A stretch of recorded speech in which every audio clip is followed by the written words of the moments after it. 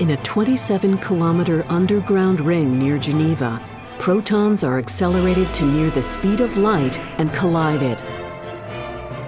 Here at the CERN laboratory, scientists can recreate the conditions of the universe immediately after the Big Bang. The huge ATLAS detector, which studies these collisions, took several years to assemble, but through animation, we can watch it in a few minutes.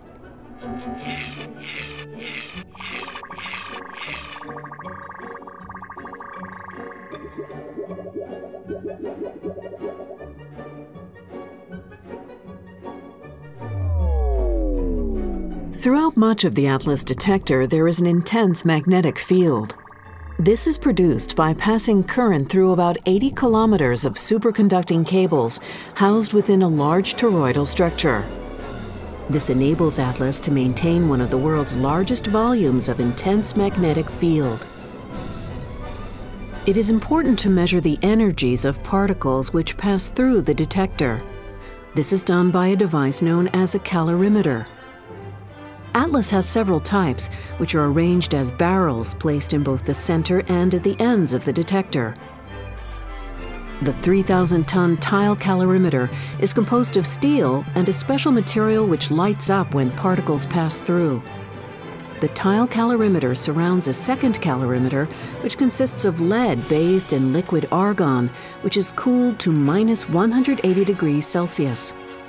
This is known as the electromagnetic calorimeter.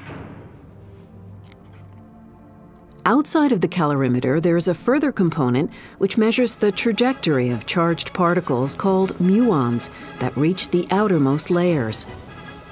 The surface area of this component, the muon detector, is around the size of several football fields.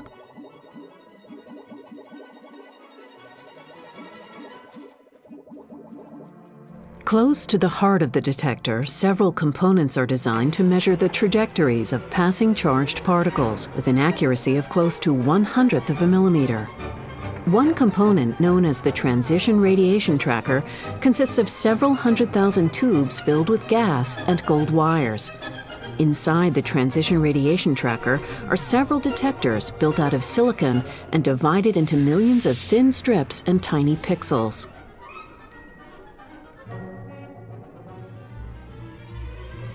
The ATLAS detector is designed to measure as many particles as possible, and further detector modules are placed at the ends to measure particles produced at small angles to the proton beams. Toroidal magnets are placed at both ends of the detector to produce the intense magnetic fields that ATLAS needs.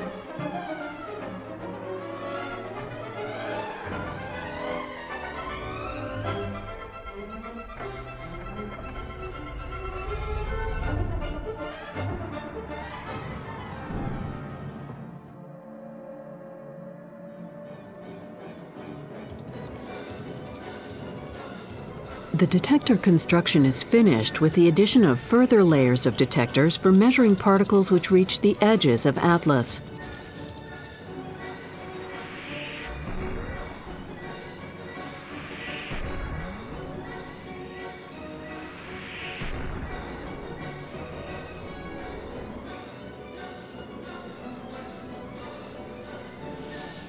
Now let's look inside the detector.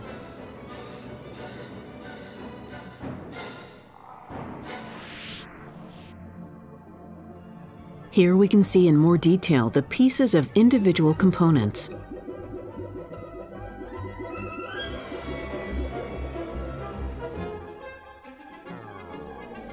The tile calorimeter.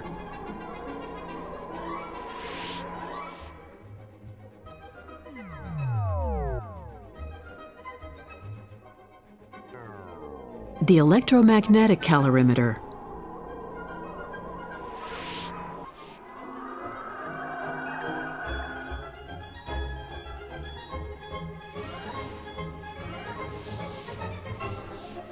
The transition radiation tracker, and the silicon devices.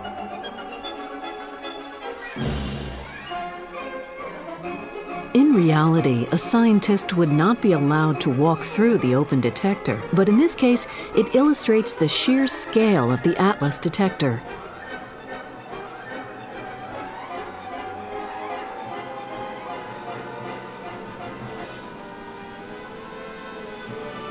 Now we can finally witness the ATLAS detector measuring the particles from the colliding protons.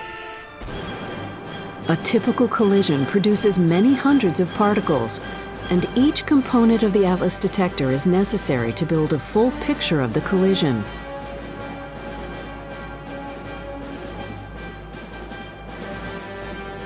If you want to know how it all works, don't miss Episode 2, The Particles Strike Back.